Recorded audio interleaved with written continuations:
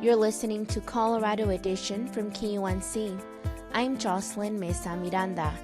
Thanks for joining us on this last episode of 2022. We'll be highlighting some of our most memorable stories from this year. It's Friday, December 30th. Early in the year, KUNC's Stephanie Daniel visited a home in Greeley where a small group of women are supporting each other to stay substance-free.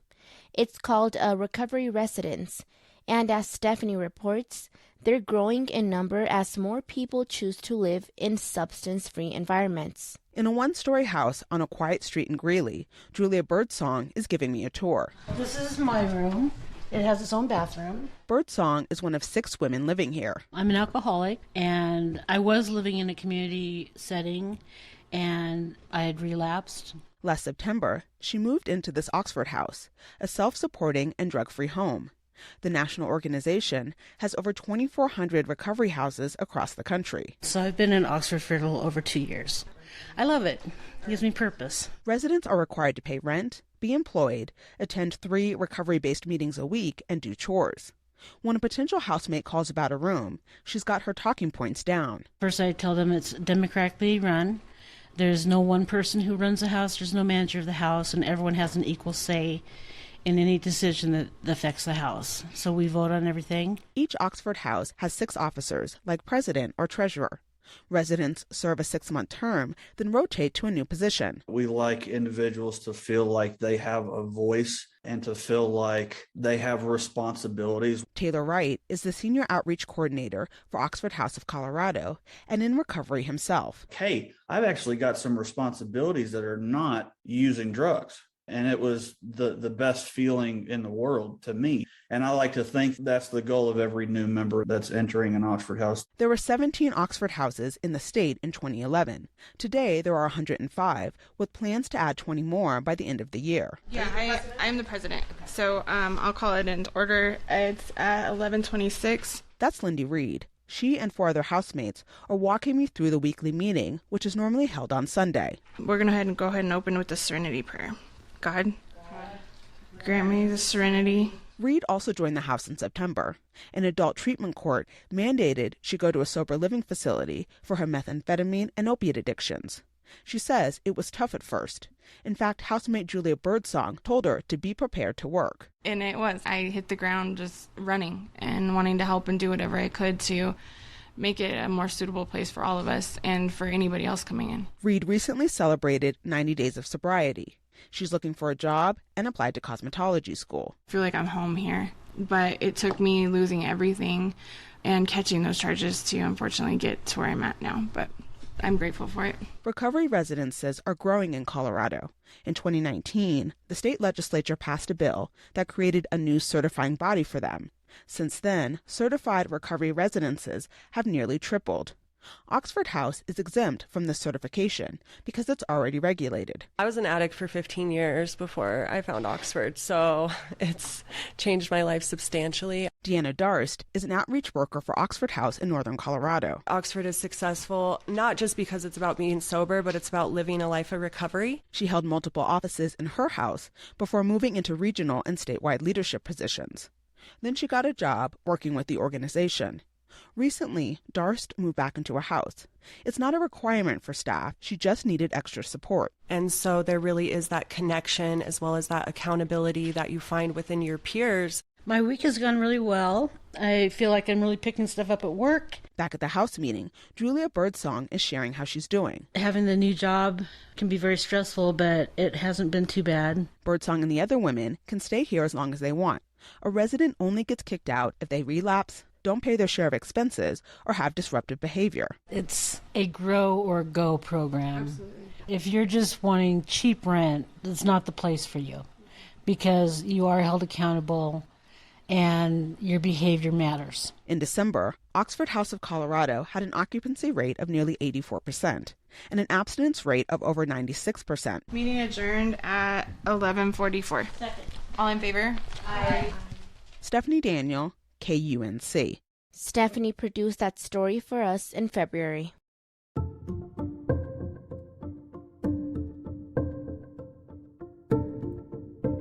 KUNC's Luke Runyon leads our water desk coverage. In September, he brought us this story about a nasty stomach bug that's usually associated with cruise ships and restaurants. The norovirus can sicken people for days with nausea and vomiting. As KUNC's Luke Runyon reports, the virus is so contagious that outbreaks can pop up in some unexpected places, like the Grand Canyon.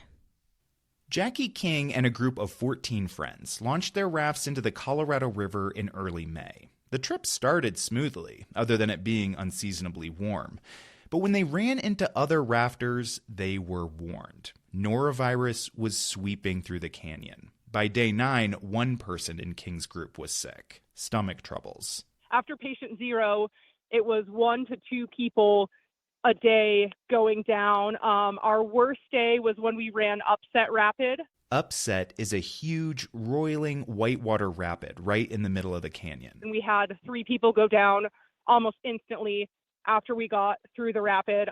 People vomiting over the side of the boat, just couldn't hold anything in. King became ill that same day. Her group had a military-grade metal rocket box to use as a toilet.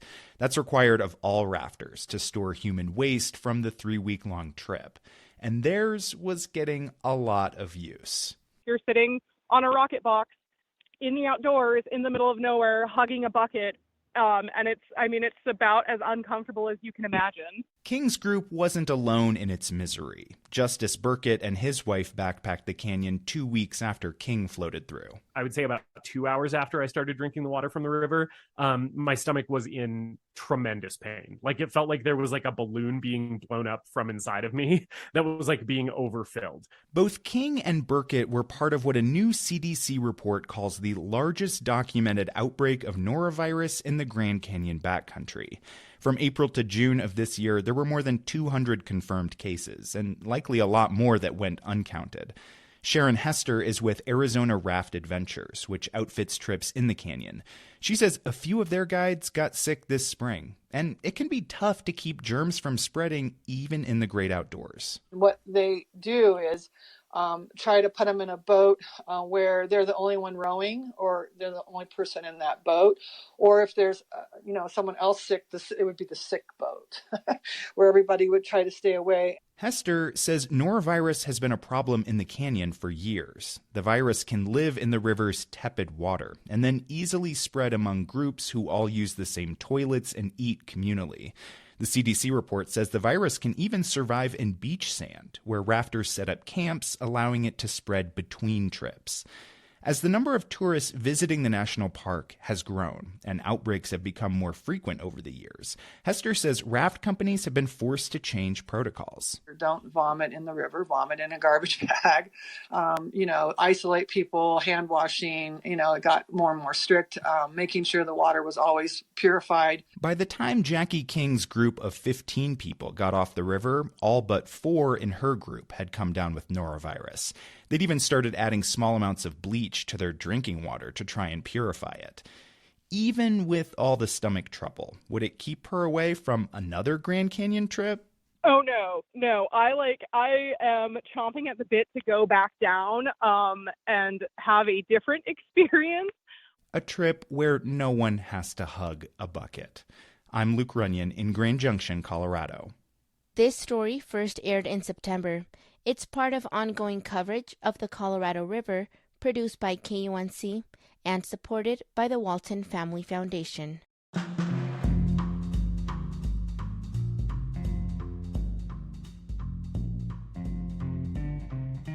There was one story we couldn't pass up in this Colorado edition episode of Memorable Stories. This past October marked 50 years since John Denver released Rocky Mountain High. KUNC's Emma Vandeninde explains the legacy of his life and his music. Denver was known for his granny glasses and his long, dirty blonde hair. He gave as much back to nature as it gave to him, and of the many things he fell in love with, one was the state of Colorado. The Colorado Rocky Mountain High. Henry John Dutchendorf Jr. had fantasized about living in the state long before he wrote songs about it. Amy Abrams is co-manager of his estate. She says his fantasies led him to adopt the name of his favorite city. Seemingly that name certainly was foreboding of his future, in that his love of Colorado and his impact on the state became quite a part of his life and career. The idea for Rocky Mountain High came when he was 27, camping at night with friends in Aspen. That was the first summer where he spent the entirety camping in the mountains, taking in all of the beauty that the state has to offer. That's G. Brown. He heads the Colorado Music Experience, a nonprofit that preserves the state's music. And notably, the Perseid meteor shower occurred in August, and that was one of the more spectacular events that he had ever witnessed, and Rocky Mountain High was the result. Some people found the lyrics controversial because of the word high. Some radio stations banned the song. Friends around a campfire, everybody's high. But in an interview, Denver said he just wanted to capture the experience of being in Colorado. I love the feeling that I have when I've hiked someplace up in the mountains. I'm in the middle of that magnificence, whether it's in the winter or the summer. And I know that that kind of feeling is something that is available to everybody. The song debuted at Red Rocks Amphitheater in mid-1972 and was released in October. It finally reached Billboard's top 10 in March. The song gave a new identity to the Rocky Mountain region. Brown says, back then, Colorado was a flyover state, and Denver was a dusty old cow town. After that song, you could go to New Zealand, tell people you were from Colorado, and they'd say, oh, John Denver. People started moving to Colorado in droves, drawn by the nature scenes in Denver's lyrics. His fans loved him. Dawn Hannawalt was one of them. She recently attended a memorial concert at the Colorado Symphony. In the crowded lobby, she recalled a memory from one of Denver's concerts in the 70s. I waited till the end of the show, and he'd been sipping on this cup all night, and I went up to the stage and asked him if I could have the cup. It was just a styrofoam cup with part brandy and part tea, but it had Denver's teeth marks on it. And I was, just over the moon, thrilled to death, so I took it home, put it on my dresser, and my mother threw it away. She thought it was garbage, so. His legacy stuck, even after his death in 1997. Paul Epstein owned the Twist and Shout record store in Denver when the singer's plane crashed. Epstein said it had a huge impact on his customers. I had never seen anything quite like it. Sinatra was the closest. I had never seen all strata of society pour into the store, desperate to find recordings by John Denver. Colorado commemorated Denver in many ways. In 2007, lawmakers made Rocky Mountain High the second state song. He was also the first person inducted into the Colorado Music Hall of Fame. And this year, the governor renamed a trail after the song. But Denver's Rocky Mountain High was not just for applause. Abrams says it was for awareness. John felt really passionately about, both the solace and the peace that nature could bring an individual, and also the importance of protecting our environment and sustainability in our world. His advocacy, as well as his music, continues to touch people worldwide, 50 years later. Rocky Mountain High. For the Mountain West News Bureau, I'm Emma Vandenheide. Rocky Mountain High.